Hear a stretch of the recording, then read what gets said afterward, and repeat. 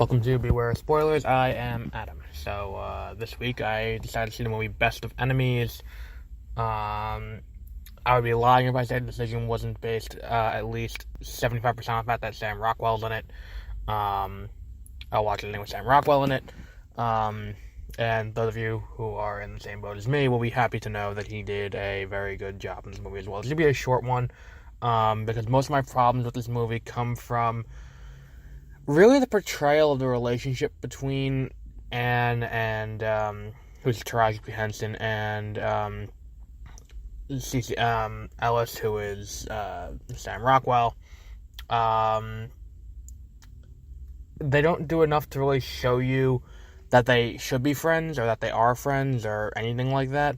It's if they shown that a little bit more, it would have, made the ending more impactful, because it kind of just ends with, and now they're friends. And they also don't show Sam Rockwell as a sympathetic character through a lot of it. Like, yeah, he's got a son who's in a mental institution, he's got things like that, but nothing about what he's going through really gives you a reason to feel like you should be rooting for him to do anything but the right thing. It's not like there's some big moral quandary, and it's best summed up by him at the end when he's talking in front of everyone, when he's going to place the vote that is going to integrate the schools. He says, I'm supposed to hate black people, and if I don't hate black people, what does that make me? It's like, yeah, that's not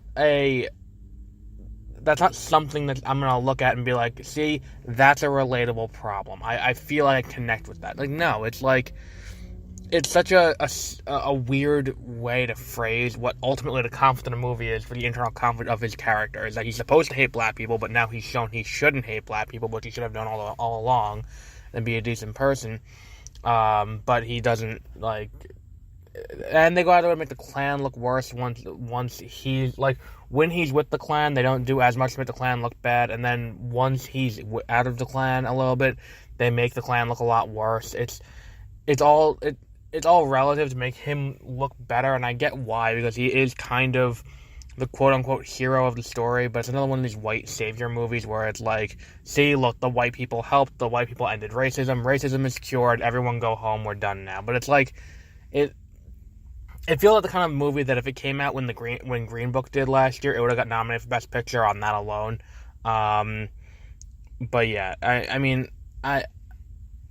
and the movie is very fucking long, too, for absolutely no reason. The movie's 2 hours and 15 minutes, and it doesn't need to be. There's a lot of things that can be cut out of the movie. On the note of cuts, there are a few times that you can tell they used different takes, because they did it, but they didn't splice it together properly, so it's like, there's a lot of inconsistencies in scenes, what's in people's hands, what's not in people's hands, things like that, which is a minor thing, but still, I noticed. Something else worth pointing out with this movie, about the theater-going experience.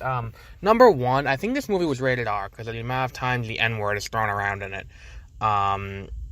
And I was bringing the average age of the theater down to about 75 when I walked in there. But then someone walked in with a child under a year old. Now, I get that rated R means restricted under 17 without the parental consent of an adult or something like that. But if you can't get a babysitter to go see a movie, maybe don't bring the kid with you, because they showed a trailer for The Intruder, which is Dennis. By the way, another thing, they showed a half hour of trailers before this movie even began, and none of them matched the tone of what this movie was. So whatever. Don't worry, it's the what's it called? It's just a bunch of bicyclists, motorists. So I think that what's worth pointing out too is that if you're going to a movie, don't shout out your predictions for what's obviously going to happen on screen. So it's like, for example, the guy in front of me he's in his 70s, and he's seeing this movie with, I'm assuming, his wife or his girlfriend or someone, or maybe his daughter, I don't know. So they're sitting there, and it's when he's giving the speech, at the very end, Sam Rockwell's giving the speech, and he's talking about, he's like, I want to show you guys something. So he pulls out of his wallet his card from the Klan, and he goes very loudly, so everyone in the theater can hear him, because it's a very small theater, he's gonna rip it up. Like, yeah, no shit. Everyone watching the movie knows this. You're not calling out big predictions that are bold. It's like, we know what's gonna happen. It's like if you read the book before you saw the movie, and you're like, "So here's what's gonna happen next." It's like, yeah, no shit, Sherlock. We know this already. But yeah, that's just two minor gripes. Nothing to do with the movie, but I guess, like, as I do every week, I like to point out things that piss me off during the showing that had nothing to do with the movie itself. Holy Christ! Every ESPN notification from the last 2.5 hours just populated into my phone at once.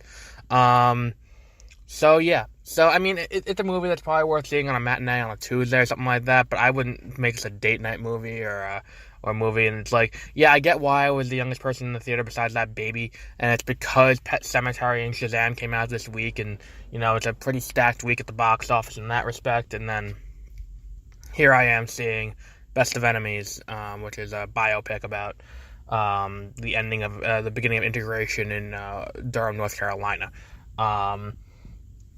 But yeah, it's an interesting movie. It's an interesting movie to see how they go about this process. It's interesting to see. It could be shorter, and it could have done a better job of portraying redemption of Sam Rockwell's character rather than just making it where it's like, and now he's good. You're welcome. We fixed it. Like, I don't still, by the end of the movie, I still don't feel like he did the right thing for the right reasons. And that's a big problem that happened here. It's like when he says that if I don't hate black people, then it's like you don't really show anything up until that point to show that you don't hate black people. There's no he's still going to Klan meetings and things like that, but it's like the closest thing we could say to that is him getting an award at a Klan meeting and him looking uncertain about what he's doing there. Which up until that point could be they're setting him up for something because they're suspicious of his activities, and that could just be suspicion on his part, and him assuming the worst. And I don't know. But yeah, this might be a rental movie for most people, but it's interesting. It's entertaining to watch. Sam Rockwell's always fun to watch, and it's fun to see him play off Taraji P. Henson, and it's an all around. I would give it like a C. Don't rush out and see it. It'll be in theaters for a few weeks, and maybe see it during the week or something. But yeah, we'll wrap up with that for today. We're gonna have another movie next weekend. Maybe Missing Link, but I'm not sure. I'll see what's out. So yeah, so we'll be back with that next week, whatever we do then. So have a great rest of your week.